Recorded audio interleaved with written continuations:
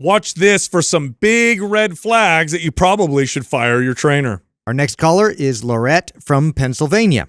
Hey, Lorette, how can we help you?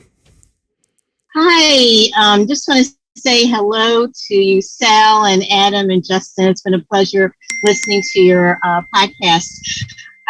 I have been seeing my personal trainer now for about 2 months, and I'm following the MAPS anabolic. I'm on phase 3, and she gives me a lot of heavy weights. She just piles on and piles on to the point where she is assisting me with all of my lifts. And, I kind of want to know, am I going in the right direction, having her assist me with these lifts, or should I be trying to convince her more of trying to have me lift within the weights that's going to be easiest for me to get the 12 to 15 repetitions with that 30-second rest period? She says, no, just go heavy. The whole idea is to make it burn, go heavy.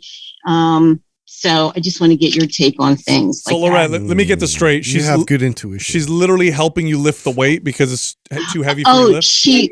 She's literally helping me lift the weight. We have I have to do barbell curls, and she'll get under the barbell and help me lift. And I can't maybe I can do 1 repetition, but yeah. She's helping me. And if I'm doing any type of cable work, she'll stand behind me earlier, because I had a session this morning, and it's the cable chest press. We're standing. She's behind me pulling the cable so that I can squeeze to get my workout in. And she's too involved. I just, I kind of feel like I need to be doing the work myself and working my way to lifting those weights. Lorette, you're absolutely correct. Yeah, your intuition is right here. Yeah. So sometimes I tell people, hey, tell your trainer this, and tell them that. And then sometimes there's just you need to fire this trainer. If they're doing all of this. If they're doing this. That's my question. Should I fire my trainer? Yeah, you need to. You got to find you somebody They're not a good trainer, because I would literally have to coach this trainer for a while. I will. It's nice that she's letting you run MAPS Anabolic, because some trainers are so adamant about not running somebody else's But she's program. not running MAPS Anabolic. Nowhere in MAPS Anabolic. She's doing half of MAPS Anabolic. Yeah.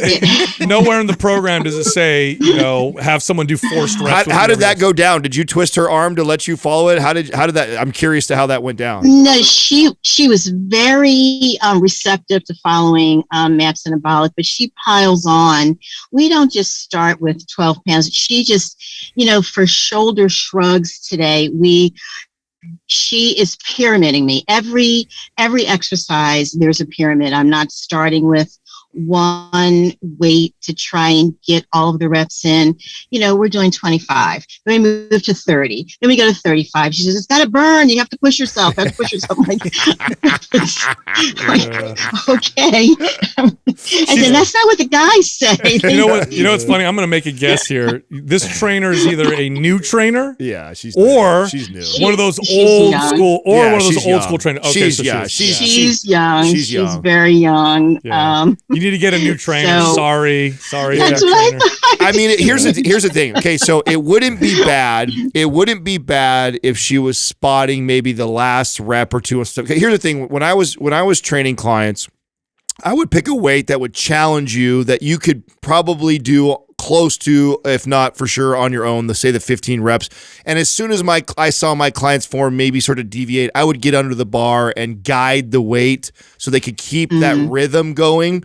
But if you're struggling by rep 3, if it's already hard for you at rep 3 and she's having to help you all the way to 15, that's way too heavy. Yeah, and to be honest with you, even towards the end of my career when I got really good, if I saw a client's form break down and they didn't complete the reps that we were aiming for, I would go lighter. I would go lighter. So she's training you too hard, the intensity is too high, and it's a recipe for disaster. So either you're going to overtrain your body or you're going to hurt yourself. Yeah, I've been I've been asking her, can we just lower the intensity a little bit? She says, no, we have to go hard. We have to go hard. And she's really, we have to go hard. We have to go hard. She's drinking her Rockstar before she's training you. Yes. I mean, so I will say, on a positive side, I have been training with her for a month. And during that time, my muscle mass has increased by 2%.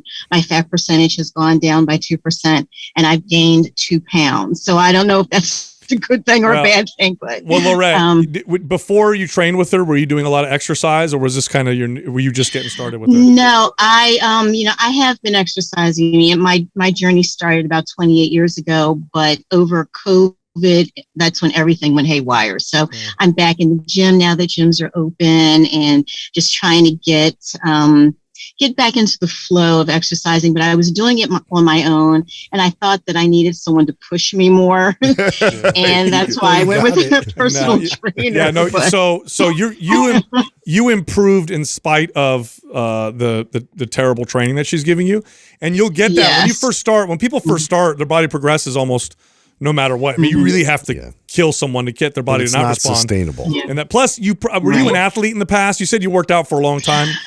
I did, yeah, and but I'm an older person, I have to say, but yeah, I did. I started, and I was at 15%. This was in my late to early 30s, up into my 40s, and it's been really difficult. Change of life, COVID, all of that, and it all hit me 2 years ago. So I'm trying to improve a little bit and see if I can get my strength back.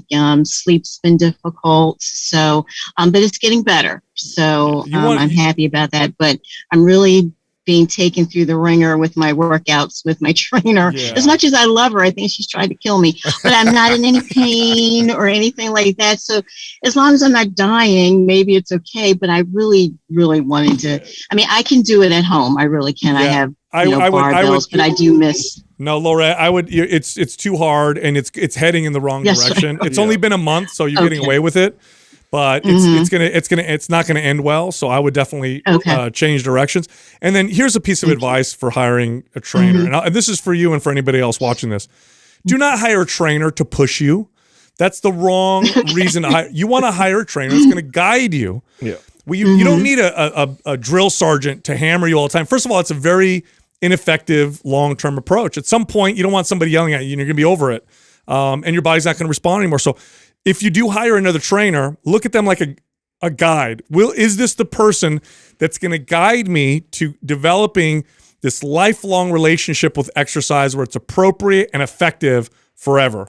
Not, is this person going to push me to my absolute limits in a short period of time? That's the I don't mind a trainer for the accountability piece, but not to put so because I get that part, right? Like I'm like that. Like I know if I invest my money into something, I'm going to show up, right? I don't know if you're like that or not, but that's how I'm like, if I spent $1,000 on this personal trainer, I'm not going to miss that appointment because I want to lose my money. I don't mind that. I get that. I think there's value in having an accountability piece, but hiring someone to like push you like that, you just showing up and going through MAPS Anabolic, it's going to do the work. Honestly, the things that you and I would be communicating if you were climbing, especially since you had a shift in change since COVID, like what's your work-life balance? I'd be talking about sleep. I'd be talking about the things actually outside the gym that's going on in your life. How's our balance nutritionally? How's our stress levels? Like, that's the type of stuff. I mean, what you're going to do in the gym, I think that's the mistake that a lot of like clients would think is that it's such a small portion of your life. It's a fraction of the day. Yeah, it's such a small fraction of what's really going to impact your overall health and how strong you get and how much muscle and how much body fat we lose. It's all the other things. And so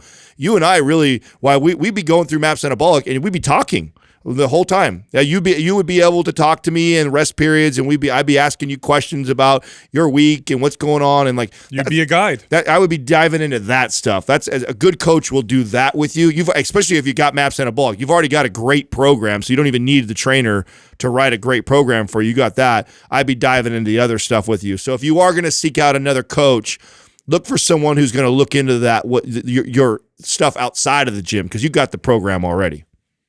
Okay.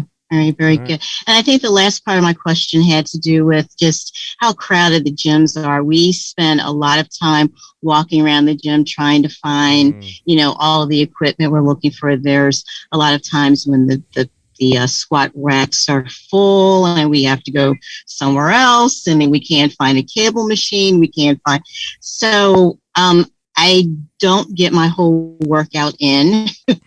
And then I find the second half of the workout I have to do when I go home. So, I'm looking for some alternatives for those exercises I can't do when the gym is full. And then I'm also thinking about just going back home. I don't have a rack to do, to put the barbell on, but I do have 2 barbells and plates and things like that, and dumbbells, kettlebells, all of the stretchy bands. Well, Laurette, MAPS Anabolic in the program, when you open it, there's a dumbbells only version in there.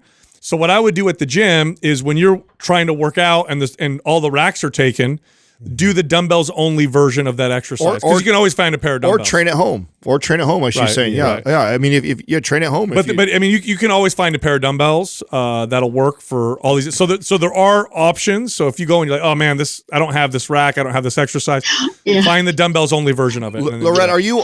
Well, no, that's when the dumbbell area is completely full. And the ladies the ladies and the guys, they have maybe 2 or 3 sets of dumbbells at their bench. Yeah. Wow. Just hoarding. Good old gym life. I'm talking about.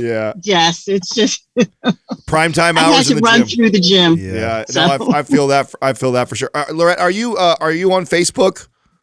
I am. Yes. Let's add you to the forum. I'd love to be able to stay in touch with you as you're going through this process. And so the guys and I love that. Yeah, we're going to add you to the forum so you're in there. Okay. Any more questions that you have going through this process, just tag us and we'll help guide you through this. So all right. I really appreciate it, guys. Thank you so much. And congratulations to a great job you do with your program and your podcast. So thank you. Appreciate it. I've started from the very beginning. You guys are hilarious. Oh God! God! We were rough back then. Oh, you're a real fan. I have episode 868. So oh my God! So when you don't have a new episode, I just go back to all of your older versions. We have extra love. We have extra love for people that have listened, stuck around. To listen to the old. Yes, so, I really enjoy it. You're our people for sure. Thank you so much, Laura. All right. Thank you so much, guys. Take care. You got it. Yeah, good one. Bye bye.